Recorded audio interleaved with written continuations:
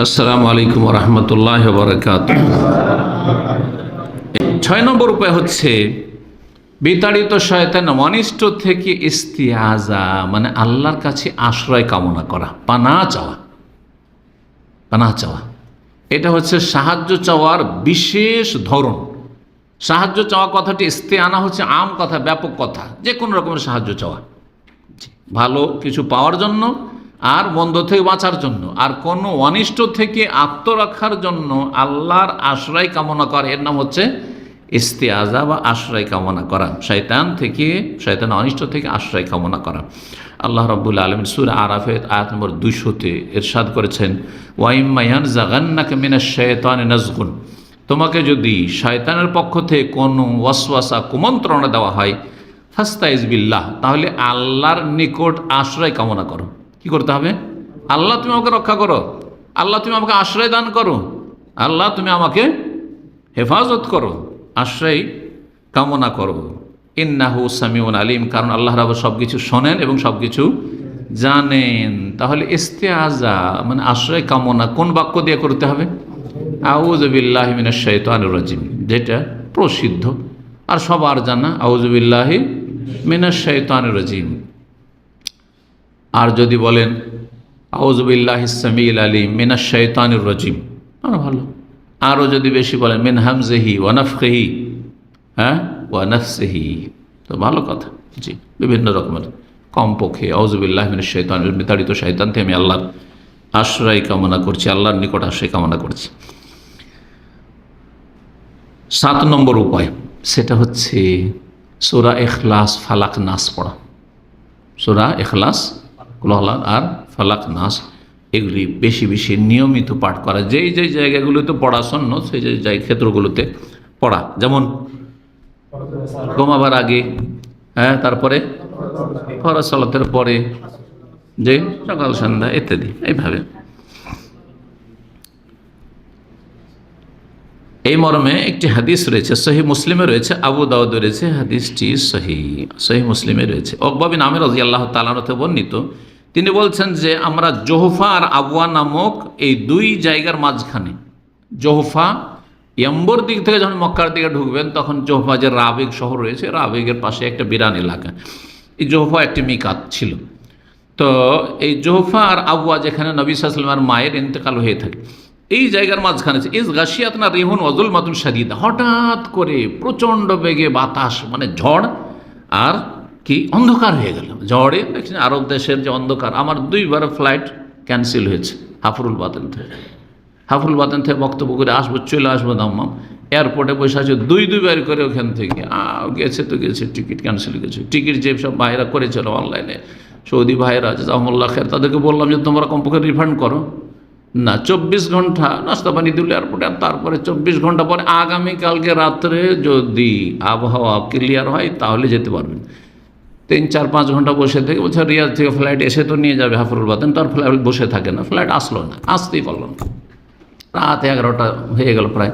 আমাদের দিনী ভাই ছিলেন হাফরুল বাতেন জাযাহুমুল্লাহ খায়র, তারা এসে নিয়ে গেল আমাকে।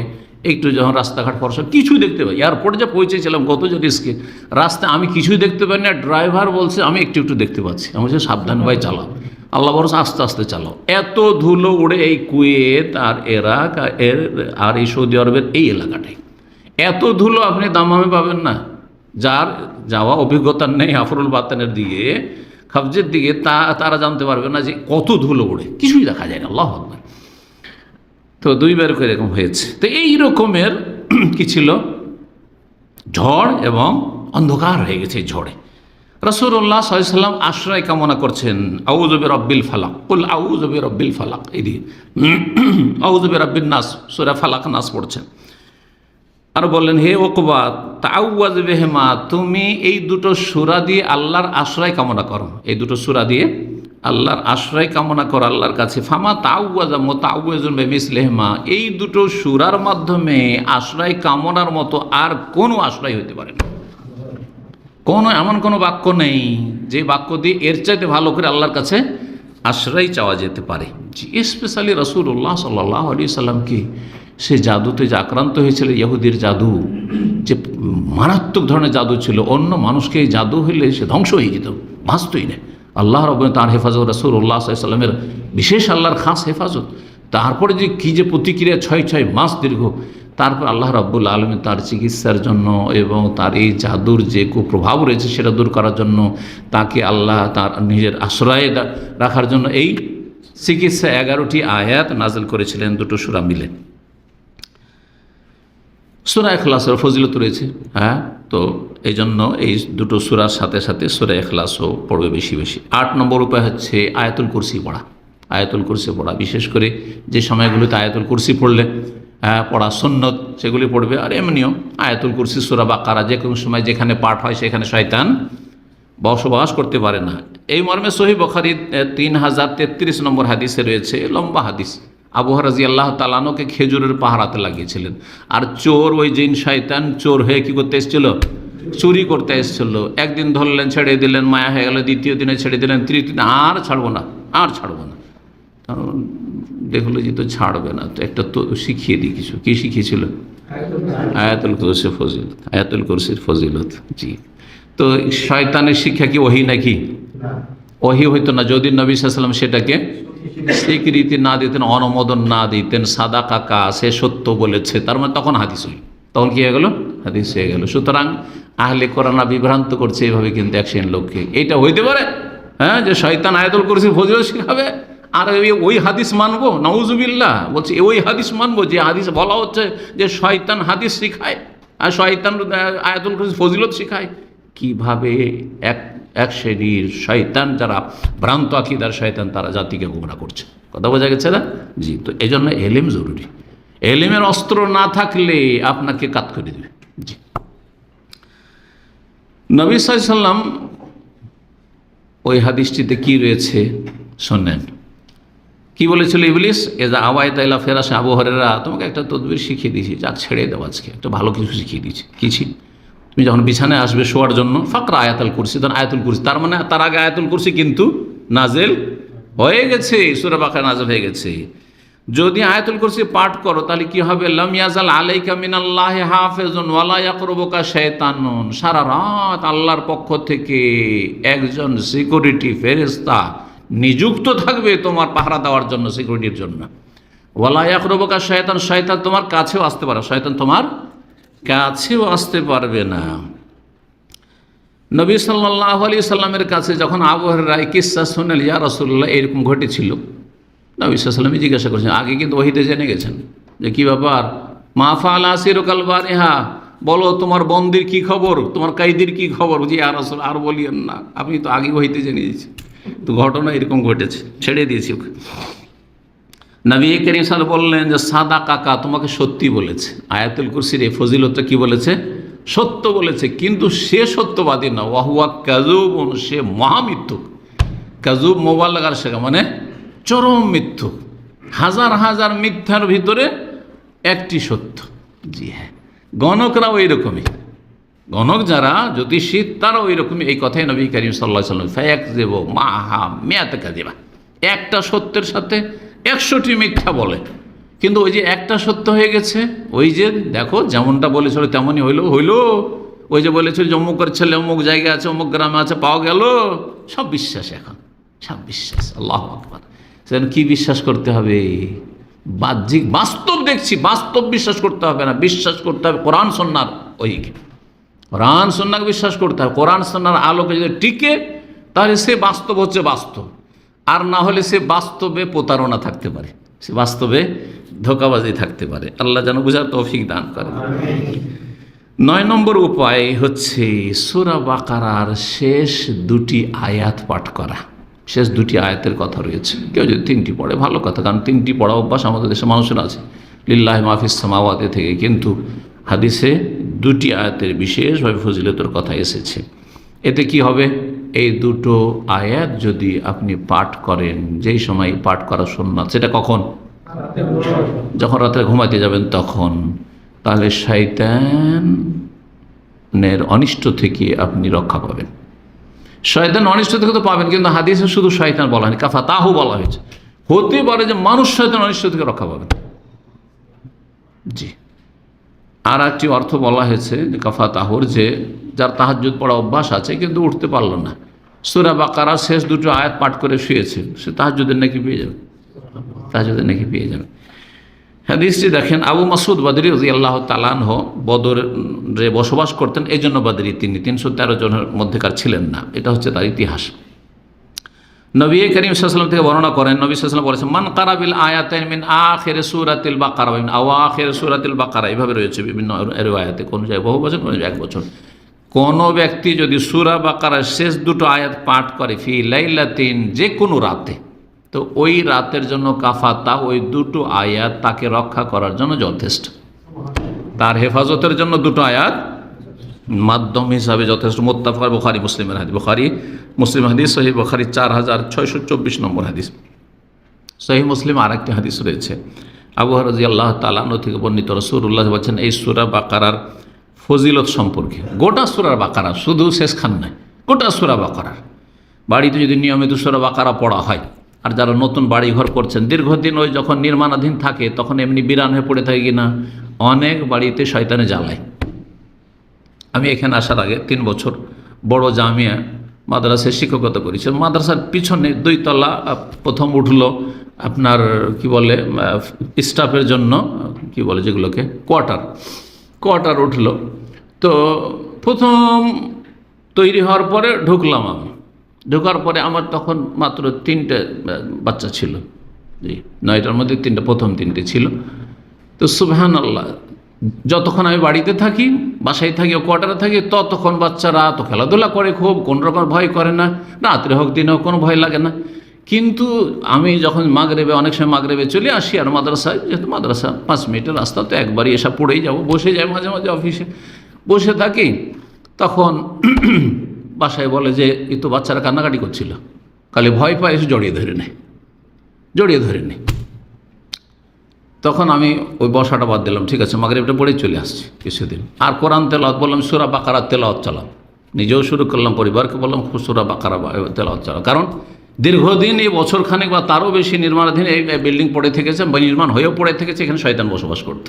মানে আমরা যখন বসবাস শুরু করেছি তখন তারা বিরক্তি বোধ করছে, আমাদেরকে পেরেশান করার চেষ্টা করছে। আমরা যদি পেরেশানি পালিয়ে যাই তাহলে খুশি হয়ে যাবে না, তাকে তাড়াইতে হবে, শয়তানকে তাড়াইতে হবে। কথা বোঝা গেছে? জি। তো এই বিষয়গুলি মনে রাখবেন, কারণ অনেকেই নতুন বাড়িঘর তৈরি করছেন আর বেদাতি তরিকা অবলম্বন করছেন, না সুন্নতি তরিকা আছে শয়তান তাড়াবার। কি বলেছেন নবী সাল্লাল্লাহু আলাইহি ওয়াসাল্লাম, লা তাজআলু বুয়ুতাকুম মাকাবিরা, তোমাদের বাড়িগুলোকে কবরস্থানে পরিণত করিও না, বাড়িগুলোকে কবরস্থানের মতো করে দিও না। কারণ কেন কবরস্থান বলেছেন? কবরস্থানে সালাত পড়া জায়েজ নয়, ওই রকমই তোমাদের বাড়িতে দিনের পর দিন চলে যায়, সপ্তাহ চলে যায়, কোনো নামাজ পড়ো না।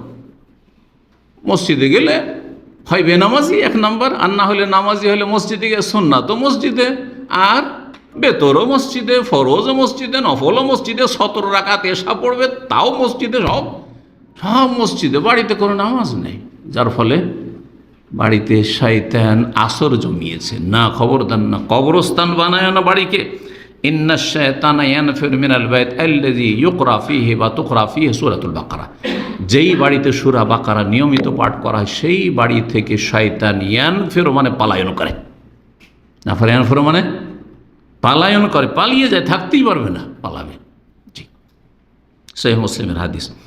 10 নম্বর উপায়, আর সেটা সবচেয়ে গুরুত্বপূর্ণ উপায়। কিসের উপায়? শয়তান থেকে নিজেকে, নিজেদেরকে, নিজের পরিবার পরিজনকে রক্ষা করা। দুনিয়ার অনিষ্ট, দিনের অনিষ্ট। এখানে বলে রাখা ভালো যে শয়তান শুধু আপনার আখিরাত নষ্ট করে না, আপনার দুনিয়াও নষ্ট করতে চায়। মানসিক অশান্তির জন্য ওয়াসওয়াসা দেয়, ওয়াসওয়াসার রোগ অনেকের আছে। তারপরে মানসিক অশান্তি সৃষ্টি করার জন্য পরিবারের সাথে ঝগড়া লাগিয়ে দেয়, অন্য লাগিয়ে দেয়। যখনই দেখবেন স্বামী স্ত্রী যখন তখন ঝগড়া লাগছে, জানবেন যে শয়তান সুযোগ নিচ্ছে। শয়তানকে সুযোগ দিবেন না। শয়তানকে সুযোগ দিলেন মানে আপনি হেরে গেলেন। না, সমাধান আছে, যে কোনো সমস্যার সমাধান আছে। কেন সমাধান খুঁজে পাবেন না? আপনাকে অবশ্যই এটা চিন্তা করতে হবে যে আমার ওয়াইফের সাথে অথবা ছেলেমেয়েদের সাথে যে সমস্যাগুলি হচ্ছে, এর কারণ কি? কারণ উদ্ঘাটন করেন। কারণ যখন উদ্ঘাটন হয়েছে, তো এর সমাধান কী হতে পারে? এই কারণগুলি দূর করার উত্তম ব্যবস্থা কি হতে পারে? আর না, সমস্যা হয়েছে, সমস্যাকে আরও বাড়াবো। হ্যাঁ, তুই 1 কদম বাড়বি, আমি 2 কদম বাড়বো, তোরা বাড়াবাড়ি করবি, আমিও তোদের চাইতে কম না, কারণ গায়ে জোর বেশি আছে, জমি জায়গা আপনার নামে আছে, টাকা পয়সার মালিক আপনি। এখন স্ত্রী আপনার কাছে দুর্বল, অনেক সময় এর বিপরীত, আবার অনেক স্বামীরাই দুর্বল, কিন্তু স্ত্রীর কাছে স্বামী নির্যাতন হচ্ছে। শুধু এই নারী নির্যাতনই হচ্ছে না, পুরুষরাও খুব বেশি নির্যাতন হচ্ছে। এসব খবর আজকাল সোশ্যাল মিডিয়াতে আপনারা দেখতে পাচ্ছেন। আল্লাহ হেফাজত করে। সব খেয়ে দিয়ে লুটপাট করে পরকীয়া প্রেমে কোথায় পালিয়ে চলে গেল সব। জি হ্যাঁ, বরং নিজের তৈরি করা বাড়িতে, আমি এরকম ঘটনা জানি, দামামেও ছিল, এইসব এলাকায় ছিল, বহু টাকা ইনকাম করেছে। হ্যাঁ, তাদের কথা শুনেছি, নামটা না বললে তো আর কোনো গীবত নেই। বলছে যে সে তো পরকীয়া করেছে, বাড়ি স্ত্রীর নামে করেছিল, সেই বাড়িতে সে ওকে নিয়ে থাকছে। হ্যাঁ, যেটা বর্তমান যেটা অবৈধ স্বামী, সেটাকে নিয়ে সে বাড়িতে বসবাস করছে। এরকম বহু ঘটনা আছে। আল্লাহ হেফাজত করে। এক তো সবচেয়ে বড় কারণ হচ্ছে পাপ, মানব জীবনে পাপ, অবশ্য পাপ আছে, চিন্তা করেন। আপনি কারো ইজ্জত যদি নষ্ট করে থাকেন, তো কেউ আপনার ইজ্জত নষ্ট করবে, আপনার ওয়াইফের ইজ্জত নষ্ট করবে, আপনার ছেলে মেয়েদের ইজ্জত নষ্ট করবে। জি, আর না হলে অন্য কোনো পাপ আছে, আল্লাহর হক নষ্ট করা পাপ আছে, না হয় মানুষের জুলুম অত্যাচার করা পাপ আছে, চুরি ডাকাতি বেঈমানি আত্মসাৎ করা পাপ আছে, নয় হারাম খাওয়া পাপ আছে, অবশ্যই পাপ আছে। পাপের কুপরিণাম অবশ্যই রয়েছে, কিন্তু সেটা হয় তাড়াতাড়ি আসবে, আর না হলে একটু বিলম্বে আসবে। সরাসরি আপনার উপর অ্যাটাক করবে, আর না হলে আপনার পরিবারের উপর আক্রমণ করবে। জি, সেজন্য একটু জ্ঞানী হইতে হবে এবং ইমানদার হইতে হবে। আল্লাহ যেন আমাদের সংশোধনের তৌফিক দান করে। বলছিলাম 10 নম্বর পয়েন্ট, সেটা অত্যন্ত গুরুত্বপূর্ণ। শয়তানের অনিষ্ট থেকে আত্মরক্ষার জন্য বা শয়তানকে দমন করার জন্য, সেটা হচ্ছে তৌহিদ এবং বিশুদ্ধ আকীদা। তৌহিদ আর সহি আকীদা। চিন্তা করেন, হাদিস আছে না যে ওমর রাদিয়াল্লাহু তাআলা আনহুকে যেই গলিতে, যেই রাস্তাতে জিন শয়তান হাঁটতে দেখতো, সেই রাস্তা থেকে শয়তান কি করতো? পালাতো। কেন? জি হ্যাঁ, এই নয় যে তার মধ্যে এমন কিছু ছিল না, সবচেয়ে বড়, হ্যাঁ এমন কিছু অবশ্যই ছিল, কিন্তু সেটা কি ছিল? সেটা হচ্ছে দ্বীন। কারণ নবী সাল্লাল্লাহু আলাইহি ওয়াসাল্লাম ওমর রাদিয়াল্লাহু তাআলা আনহুর স্বপ্ন সম্পর্কে বলেছেন যে এর তাফসীর হচ্ছে কি? দ্বীন। যে লম্বা জামা, গোটা শরীর ঢেকে যাচ্ছে, এটা হচ্ছে দ্বীন। জি, দ্বীন। আর দ্বীনের মূল হচ্ছে তৌহিদ, আল্লাহর একত্ব, লা ইলাহা ইল্লাল্লাহ। দ্বীনের মূল হচ্ছে সহি আকীদা। আগে আকীদার পরিশুদ্ধি, আকীদা হচ্ছে কিবলা, তারপরে 5 ওয়াক্ত সালাত, তারপরে তখন যাকাত, তারপরে তখন সিয়াম, তারপরে তখন হজ, তারপরে অন্যান্য ফরজ, ওয়াজিব আর সুন্নত নফল। জি, তো আকীদা সহি হইতে হবে। সহি আকীদা যদি থাকে, তো আপনি আল্লাহর মনোনীত বান্দা, মুখলাসিনদের অন্তর্ভুক্ত, নিষ্ঠাবান বান্দা, মুখলেসিন। আর মুখলাসিন মানে হচ্ছে মুস্তাফিন, মানে মনোনীত, বাছাইকৃত বান্দার অন্তর্ভুক্ত যদি হইতে পারেন, তো শয়তান কখনো ক্ষতি করতে পারবে না। শয়তান কখনো ক্ষতি করতে পারবে না। শোনেন, আল্লাহ রাব্বুল আলামিন কি বলেছেন এই জিন শয়তান বা ইবলিশ শয়তান, জিন শয়তানের প্রধান ইবলিশ শয়তান সম্পর্কে। ইবলিশ শয়তান যখন শয়তান হয়ে গেল, আল্লাহর কথা শুনলো না, মানলো না, আর আদম আলাইহিস সালামকে ফেরেশতারা সেজদা করলো, সে করলো না, তখন সে দেখলো যে আমি তো জাহান্নামে হয়ে গেলাম। কার কারণে হইলাম? আদমের কারণে হইলাম। হ্যাঁ, দোষ চাপাইল কার ওপর? মনে মনে। আর তোর কারণে হইলাম। আচ্ছা ঠিক আছে, তোর সন্তানকে আমি গোমরা করে জাহান্নামে নিয়ে যাব। তাহলে এটাও তো তার ক্ষমতায় নেই, তো আল্লাহর কাছে চেয়ে নিতে হবে। তো ও জানছে যে ও আল্লাহর কাছ থেকেই চাইতে হবে। এত বিদ্যা, তাহলে কম বিদ্যা নেই তার? বিদ্যা যথেষ্ট না, এলেম যথেষ্ট নয়, আমল লাগবে আসলে। জি, যথেষ্ট এলেম ছিল, না হলে ও কী করে এসব বুঝলো যে আমাকে এই ছাড় নিতে হবে? কত বিচক্ষণ ছিল। আর ছাড় আমার হাতে না, আমার ক্ষমতা নেই, সুতরাং আল্লাহর কাছ থেকে চাইতে হবে। কাল্লা, ইবলিশ শয়তান বলছে রব্বে বিমা আগওয়াইতানি, হে আমার রব।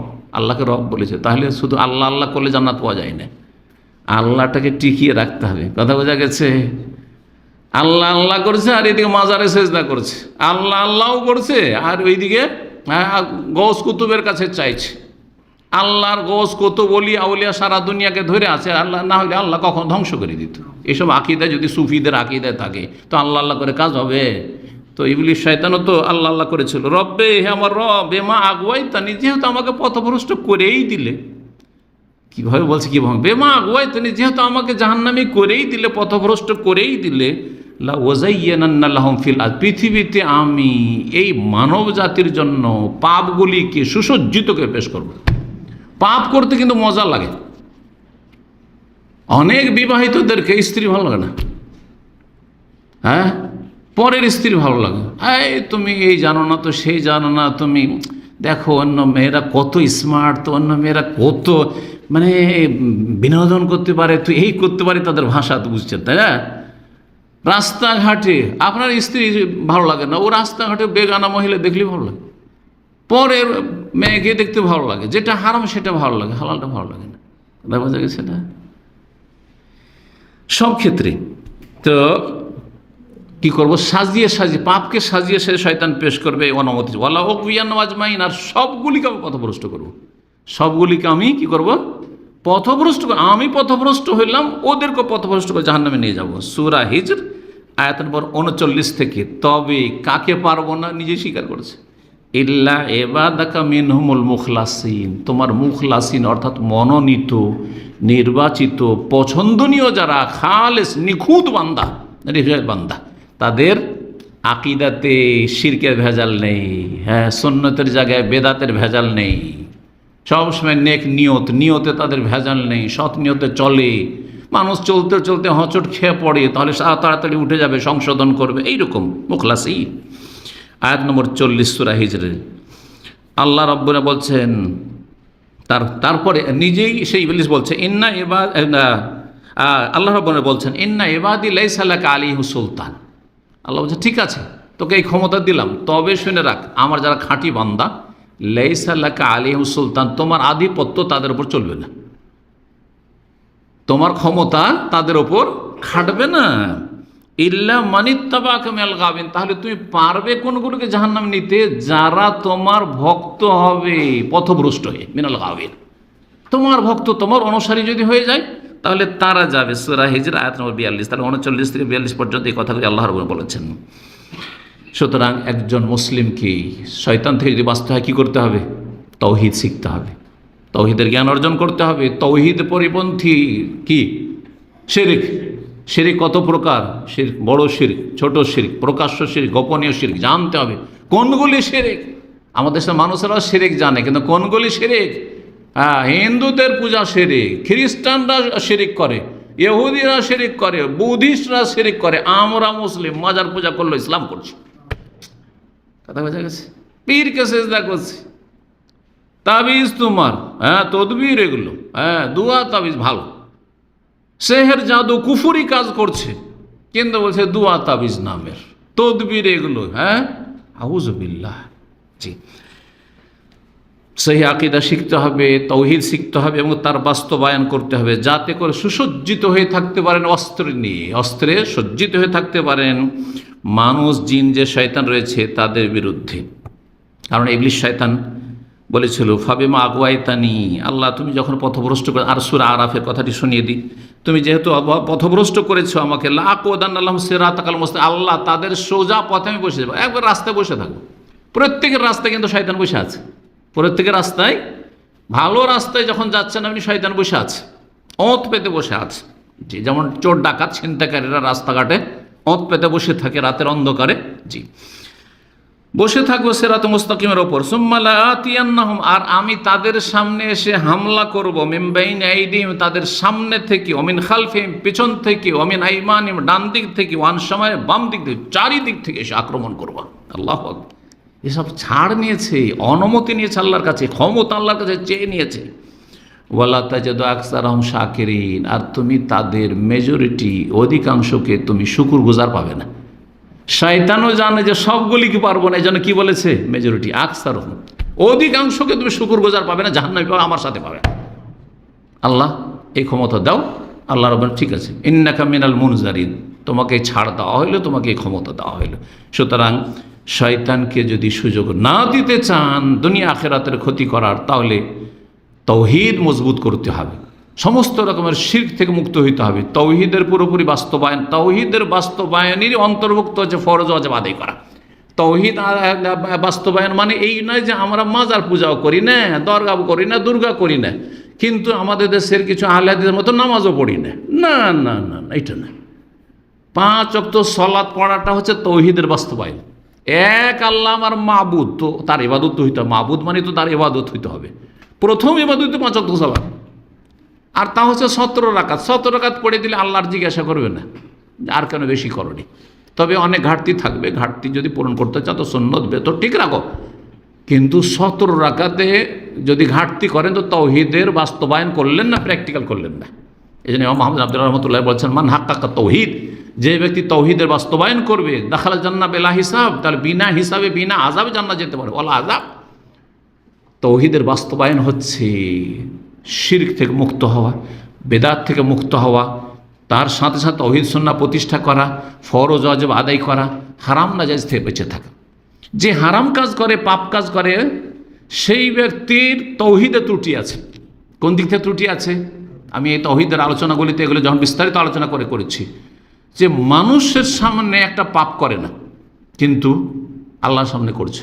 যে ঘুষখোর অফিসার ঘুষ খাচ্ছে, যদি একজন বসে থাকে সামনে তো ঘুষ নেবে না? নেবে? বিভিন্ন পন্থে এমনভাবে ঘুষ নেবে যে বসে থাকলে যেন জানতে না পারে। ঠিক আছে না? অনেকের ঘুষের কথা শুনেছি যে ঘুষ এমনভাবে দেয় যেন একজন ড্রাইভার আসলো আর আসার পর নতুন একটা কারের চাবি ধরিয়ে দিয়ে চলে গেল। কী করে ধরবে যে ঘুষ?